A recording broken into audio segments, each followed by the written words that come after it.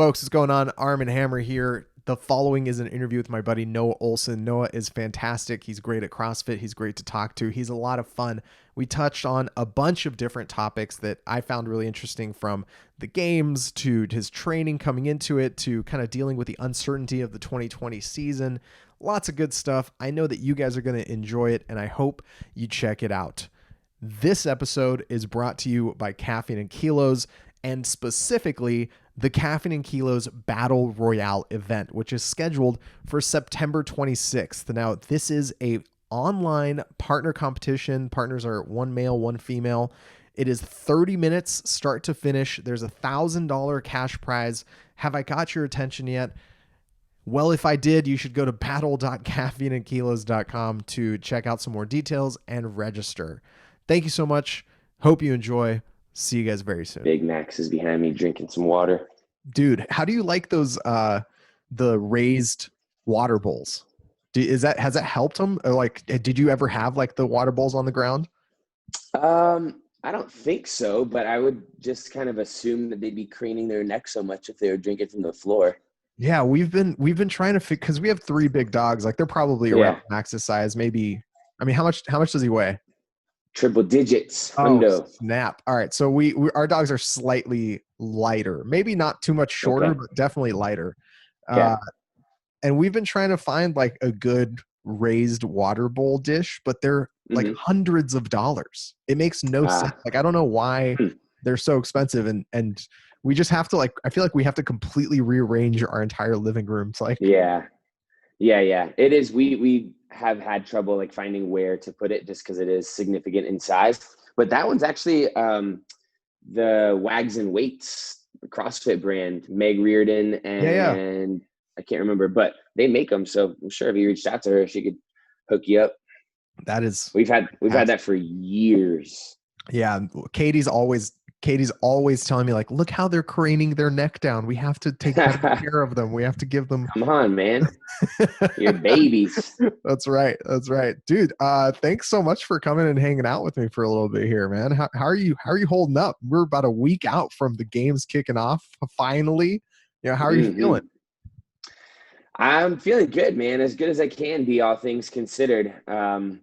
Just been training at home, adapting to whatever circumstances that have been thrown our way. And I'm actually really looking forward to the games just because it's something concrete, something certain that we get to work toward and go perform in.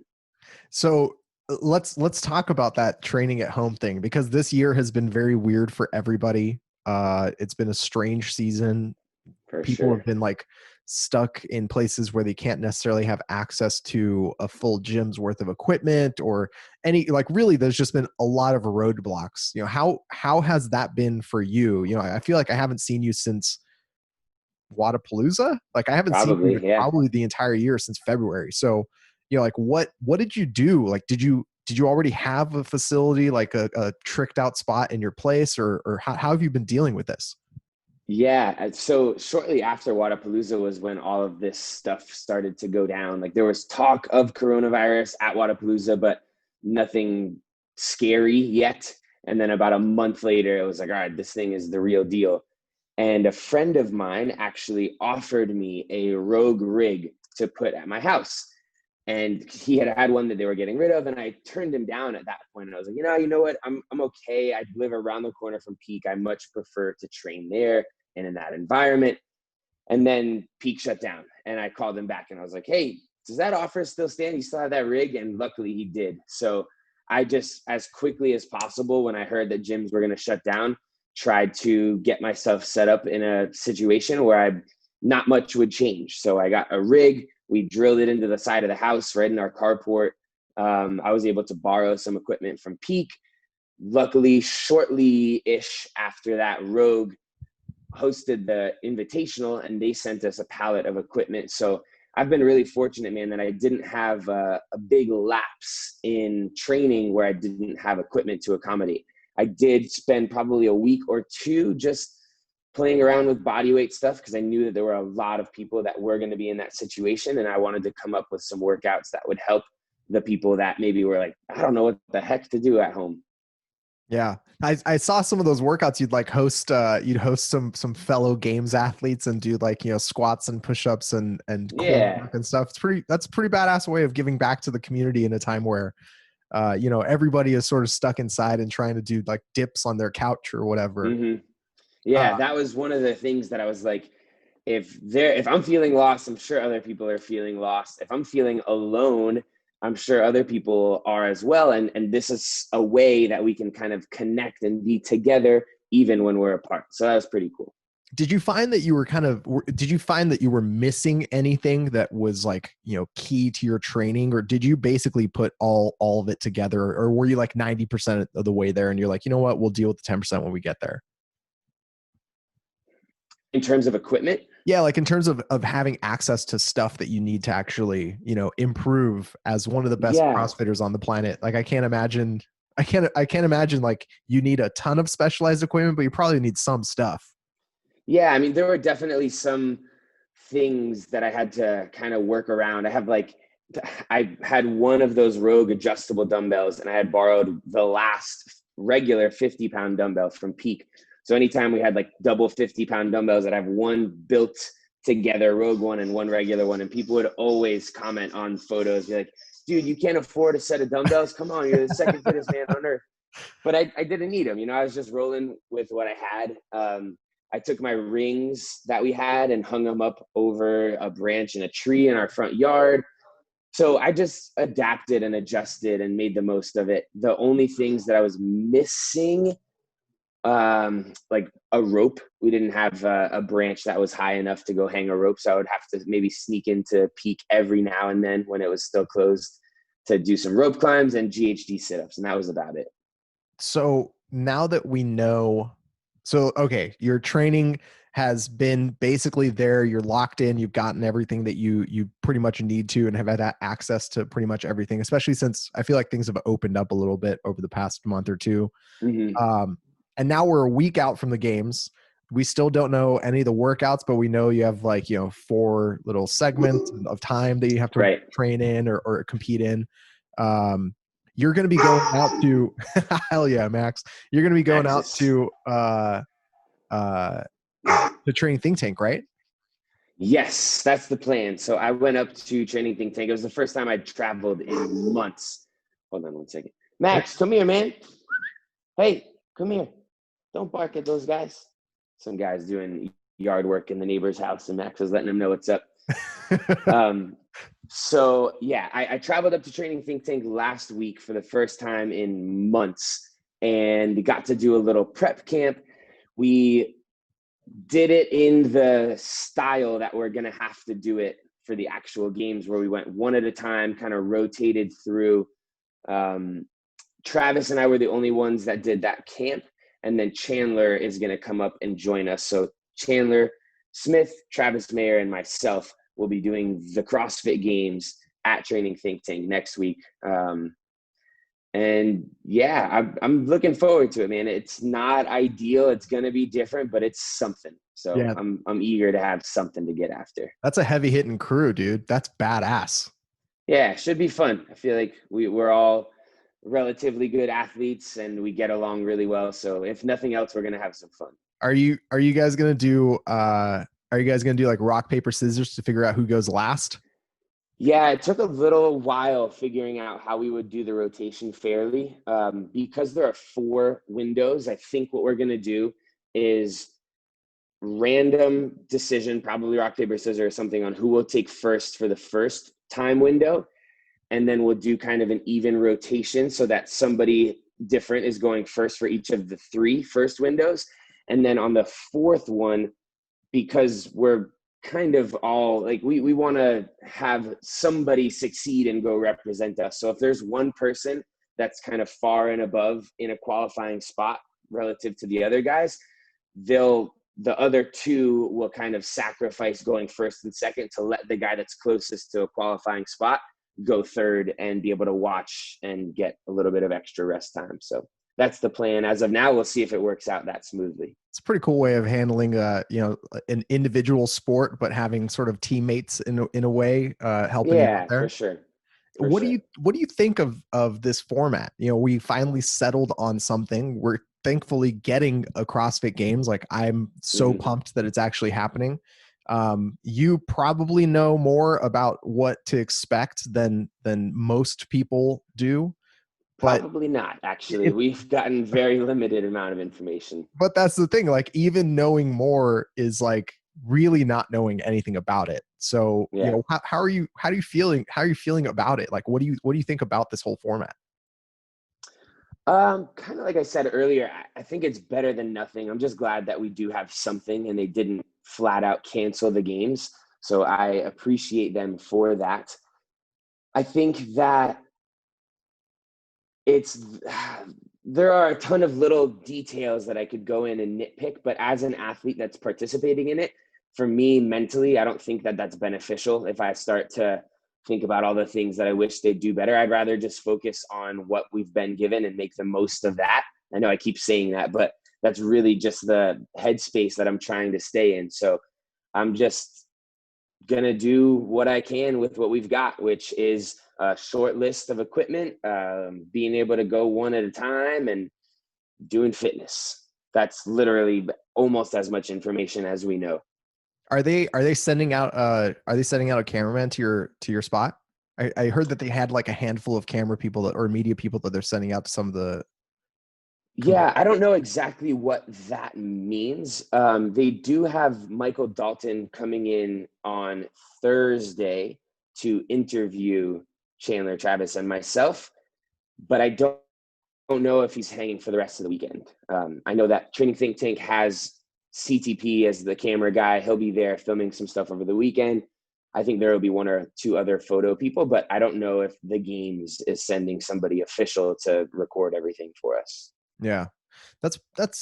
It is one of the things that I've been feeling a lot about this is just amazement at how committed CrossFit has been to putting on an event. I mean, they have been Hmm. trying so hard to Yeah, actually pull off some, like, anything that could just barely resemble the CrossFit Games. And they've I think definitely had a lot of opportunities to be like, nah, it doesn't make sense for us to do it so this year. many, so Yeah, many opportunities to just, flush the toilet, if you would, and just be like 2020 is over. But yeah. I think it's incredibly commendable that they have stuck to it and come up with some type of a solution, even if it isn't, perfect. It's the best we've Hmm. got. And I'm actually kind of very excited about what the in-person finals would look like. Kind of very, definitely, Kind of maybe. very, definitely, maybe excited, maybe definitely Yeah. excited about that in-person finals, because like top five, like you were there at the top 10, Yeah. you know what that was like there's a lot of really interesting and unique energy that happens when you have that small of a field, and Hmm. it's going to be even smaller with that Yeah. in-person finals.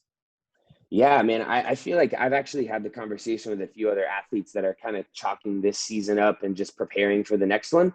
And I feel like there's such a unique opportunity to go and be one of the five, that the only time this is probably ever going to happen in CrossFit Games history. So I'm really digging in, and I want this season to be a special one for me. So I'm hoping that I can lock in one of those top five spots and go participate in the finals.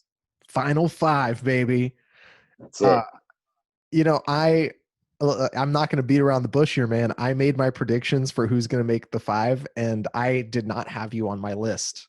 Yeah, I didn't love that, but whatever. It's okay. I honestly, again, with staying true to the theme of like blocking the outside noise and not paying attention to things that are not going to benefit me or that are not in my control, I saw that and I was like, I almost wanted to text you and I was like, whatever. It doesn't, like, Armin's prediction is not going to change the way that I perform. And I've had last year, there were probably people that commented beforehand that said that I was going to get cut after the first day. And hey, I ended up on the podium. So those things, like, I know that they don't really hold a whole lot of weight. No offense to you and your No, opinion, no. but And I'm not bringing it up to like to fuck with you. You know what I mean? I'm not bringing it yeah, up yeah. to like mess with you. I'm bringing it up because I feel like we're friends, and I feel like I have a certain sort of very small place in this whole thing of like being that type of a commentator and media guy. And I think it would just not be really a lot of integrity with me if I pretended otherwise. Like, Yeah. you know, and I do want to make sure that you understand why I had to. It's like a lot of my friends didn't make it onto that top 5 list. To be Yeah. a lot of my friends and a lot of people that I love like didn't make it onto that top 5 list on both the men's and the women's side. And it's not lack of confidence, dude. Like For sure. people who talk poorly or as if like your podium performance last year was anything but deserved and earned, they're delusional. They're delusional. Like you are Thank you, a sir. podiums level competitor every year, man. And Thank so you. I think it's definitely in the cards. You just have to leave people out when you make a pick like that. So Yeah, no, it's tough for sure. I get it. You don't have to explain yourself to me. It's all good. um the opportunity that you're mentioning though with that top 5 is really really cool. It's a situation where, like you said, we probably will never see it again at the CrossFit Games, and everybody's eyes are going to be locked into these 10 athletes. And Mm-hmm. I'm really curious to see, what ends up happening in terms of the competition and what types of events they do and how long that competition is going to be, whether it's a For couple sure. days or a few days. And I just think it's interesting to see the sort of changes and the um, different look that the games can have when you're forced to change something as opposed to just making slight little adjustments to a format that Yeah. already exists. Mm-hmm. Um, what are you like what are you feeling about this coming year?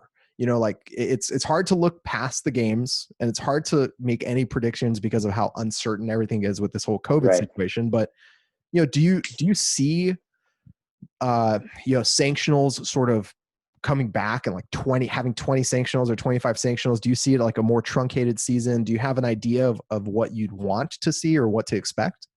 Yeah, I really don't right now. There was a time prior to the games when kind of everything was being shuffled and there was a lot of uncertainty within CrossFit as an organization where all of that stuff was on the front of everybody's minds. And we were almost a part of deciding what the next season was going to look like. And then kind of the way things have been going all year, that like abruptly changed. The games stepped back in, said they're happening this year, and everybody kind of shifted their attention to the here and now, which rightfully so. As athletes, like we have to focus on what's in front of us, because if we overlook that and just focus on next season, then you're wasting your time with this season. So I don't know. There was a ton of talk about brand new formats and the way we wanted things to look. And I don't know if it's just me. I know that there are a lot of other guys in the PFAA that have been kind of working with some of the sanctionals to figure that stuff out, but it doesn't seem like it has been figured out yet. So I'm open to whatever it brings. I hope that it's more opportunity for us as athletes to be able to go compete and become more professional. I think that's something that all of the athletes are looking forward to, is some professionalization where we feel like all of the training that we do kind of puts us on par with some of the other professional athletes and sports out there. Speaking of the PFAA and sort of the changes that have happened, The PFA. the PFAA, PFA. Aaron, you done messed up. Uh-oh. uh, Speaking of the changes organizationally, how do you view the future of like the PFAA, and have you had any conversations with the new ownership and CEO with Eric Rosa at CrossFit? Yeah. I've been fortunate enough that I've had a couple of phone calls with Eric, just kind of candid, get to know him, get to know each other phone calls. And he seems like a really good guy, which I think at a baseline is good to know that there's just a good dude at the helm. That makes me feel comforted. It does seem as though they've done some good stuff so far in the few months that they've already had that new team in place. So I'm looking forward to the future. I think everybody feels a little bit better about where we're at now than probably even where we were before any of the uproar and hoopla. Like things had just kind of been the same and stagnant and a little weird for years. I don't think there was a whole lot of progress being made for CrossFit as a brand, for the affiliates and for the athletes. And now it seems like there's going to be a lot of positive change. Yeah, man. I feel the same way. I'm pumped about it. Last couple things I want to ask you about. You're in Miami and you're wearing a Pats shirt, dude. What is going on? Well, I was born in Rhode Island, so I've got the New England roots. I've got a ton of family that still lives up there. So I'm not just a bandwagon fan. I've been a Patriots fan since the very beginning. I am a big Patriots fan. So now I feel a little bit torn. Like, do I root for the Buccaneers and Tom Brady, or do I stick with the Patriots and Cam Newton? I really like Cam Newton a lot and just like his vibe and his energy. So I think I might stay true to being a Pats fan. You should if Cam is able to take the Pats to the Super Bowl, not even like wins, or just if he's able to take the Pats to the Super Bowl this year, you should do a full year of posting on your Instagram like Cam Newton does, with like the weird symbols and letters and stuff. Yeah. All the This text, is like maybe as like an homage, a tribute, if you would. Nice. I'm down. And then the last thing I want to ask you about is, I hear you have your own type of coffee coming out. Is that a fact? What's going on, man? Yeah. So the guys at Caffeine and Kilos have been really good friends of mine for so many years, probably almost my entire CrossFit career. I would say like my first couple years into it, right when they were founded, established 2013. And prior to that, we've been homies.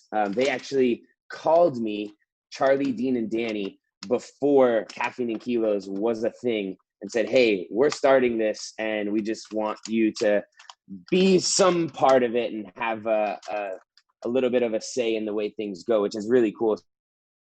So over the years, we've done some little things together, and I'm excited that we're making a coffee together. It's going to be the Happy But Thirsty. I know that's backwards and it's written in my own handwriting. The actual label is going to be way cooler than that.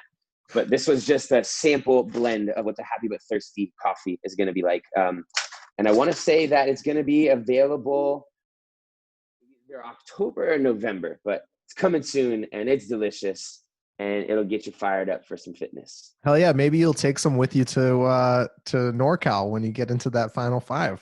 Perhaps. You work out Happy But Thirsty. That's the plan for sure. That's really awesome, man. Noah, thank you so much, dude, for chatting with me, for hanging out. You're looking fit. I'm excited to see you throw down next week. Do you think you're going to be able to do any sort of little like updates over the course of the weekend, maybe popping on Instagram here and there and telling people how you're doing? For sure. Probably. We don't really know the social media requirements and restrictions that we'll have throughout the week, but as much freedom as we're given, I'm sure we will use. So you guys will be hearing from us. Fantastic, dude. Well, good luck. We're rooting for you. I appreciate your time, bud. Thanks, brother. Always a pleasure.